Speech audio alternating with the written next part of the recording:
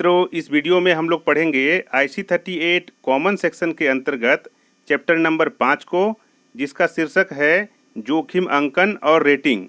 दोस्तों, इस वीडियो में हम लोग कुल 12 प्रश्नोत्तर को पढ़ेंगे और अपने शब्दों में समझने की कोशिश करेंगे। साथ ही कुल 7 महत्वपूर्ण पॉइंट की चर्चा हम लोग इस वीडियो में करेंगे। हम लोग वीडियो में आगे बढ़ें इससे पहले मेरी आपसे गुजारिश है कि अगर आप मेरे चैनल को पहली बार देख रहे हैं तो चैनल को सब्सक्राइब कर लीजिए, ताकि आने वाले वीडियो की नोटिफिकेशन सबसे पहले आप तक पहुंचे। वीडियो आपको अच्छी लगती है तो इसको ज़्यादा से ज़्यादा शेयर करिए, लाइक करिए और कमेंट करिए। वीडियो में बताए गए कोई वाक्य या शब्द आपको नहीं समझ में आवे तो आप कमेंट करके पूछ लीजिएगा। तो आइए अब आगे बढ़ते हैं प्रश्नोत्तर की ओर। ये रहा आपके स्क्रीन पर पहला प्रश्न। प्रश्न संख्या 1 हम लोग पढ़ेंगे। बीमा में रेटिंग को प्रभावित करने वाले 2 कारकों की पहचान करें। पहला विकल्प है जोखिम की संभावना और गंभीरता। दूसरा विकल्प है जोखिम का स्रोत और प्रकृति। तीसरा विकल्प है जोखिम का स्रोत और समय। चौथा विकल्प है जोखिम की प्रकृति और प्रभाव। तो प्रश्न में पूछ रहा है कि बीमा में रेटिंग को प्रभावित करने वाले 2 कारकों की पहचान करें, यानी कि वो 2 कारक कौन सा है जो रेटिंग को प्रभावित करता है। ठीक है, यानी कि जो दर निर्धारण को प्रभावित करता है। ठीक है, तो इसका सही जवाब हो जाएगा 1 नंबर वाला विकल्प, जोखिम की संभावना और गंभीरता, यानी कि कितना जोखिम संभावित है और जोखिम कितना गंभीर है।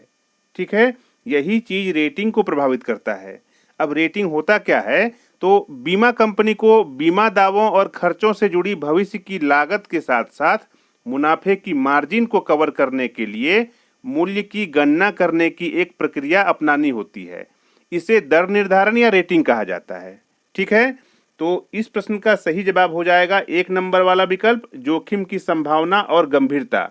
ठीक है, प्रश्न संख्या 2 हम लोग पढ़ेंगे शुद्ध प्रीमियम क्या है।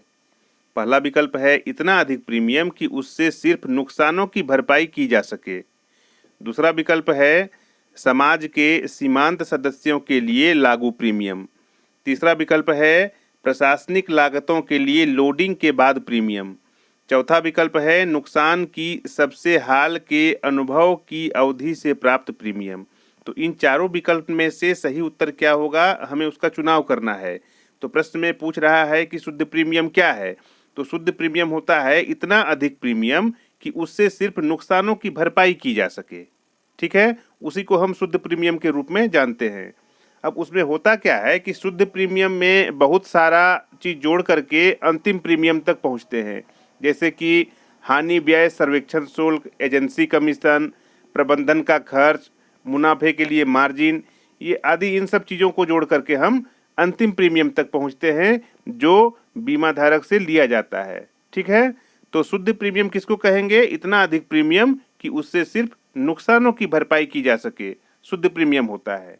ठीक है, प्रश्न संख्या 3 हम लोग पढ़ेंगे निम्नलिखित में से किस जीवन का जोखिम जीवन बीमा कंपनी द्वारा अस्वीकृत या स्थगित किए जाने की संभावना है।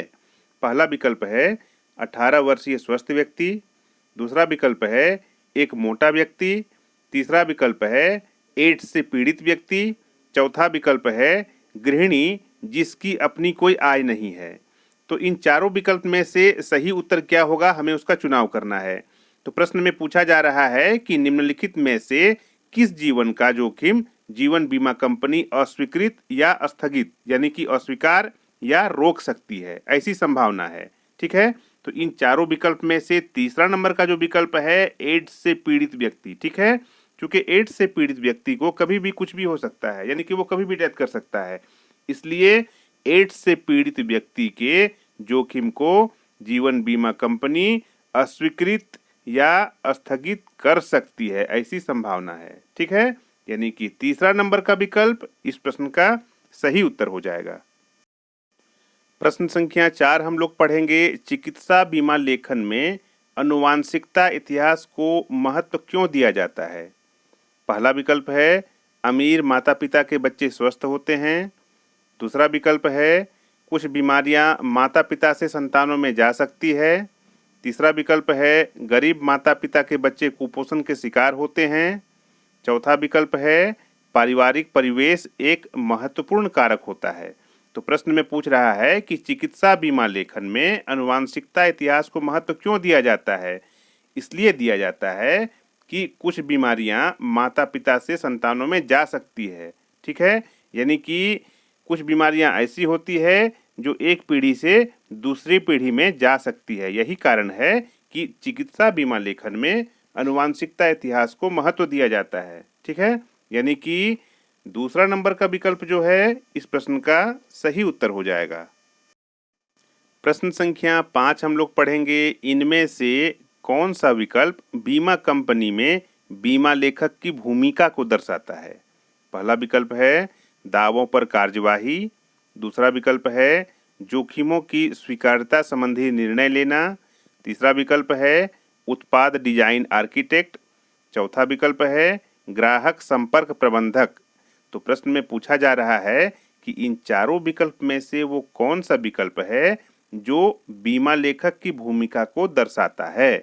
यानी कि बीमा लेखक का क्या काम होता है कि किसके ऊपर कितना जोखिम है, उस जोखिम को स्वीकार किया जाए कि नहीं किया जाए, अगर स्वीकार किया जाए तो किन शर्तों के आधार पर किया जाए, ये सब बीमा लेखक का काम होता है। ये सब चीज़ बीमा लेखक देखती है, ठीक है। तो उसके आधार पर दूसरा नंबर का जो विकल्प है जोखिम की स्वीकार्यता संबंधी निर्णय लेना, यही इस प्रश्न का सही उत्तर हो जाएगा। यही बीमा लेखक की भूमिका होती है, ठीक है, कि जोखिम को स्वीकार करें कि नहीं करें, अगर करें तो किस आधार पर करें या किस शर्तों के आधार पर करें।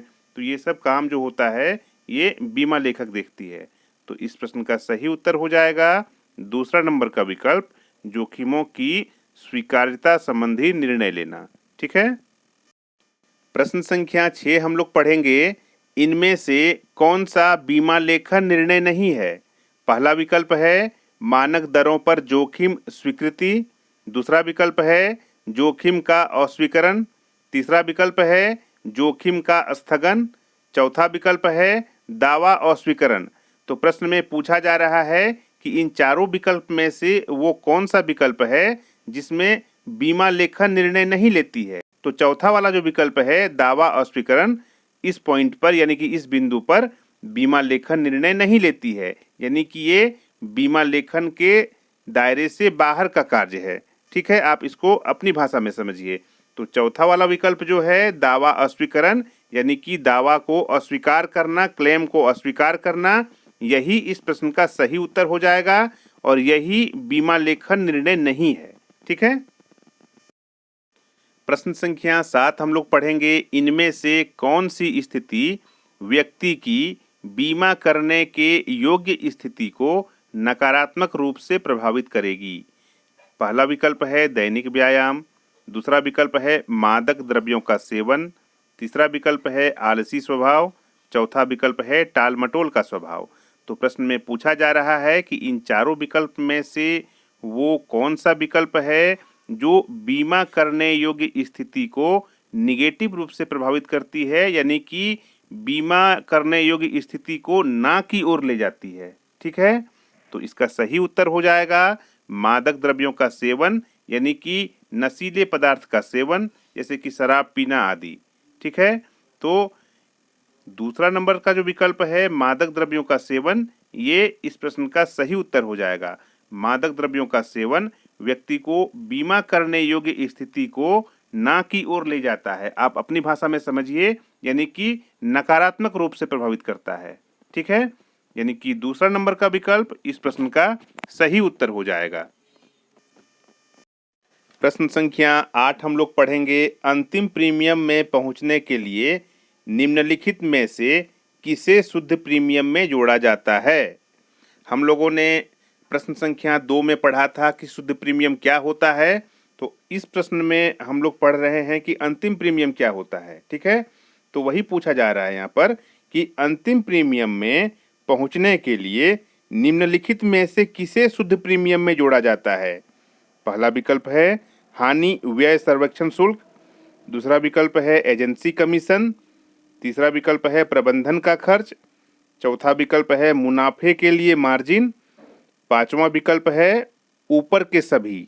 ठीक है, तो अंतिम प्रीमियम तक पहुंचने के लिए इन सभी को जोड़ना होता है, यानी कि 1 नंबर, 2 नंबर, 3 नंबर, 4 नंबर, ये चारों विकल्प को शुद्ध प्रीमियम में जोड़ा जाता है।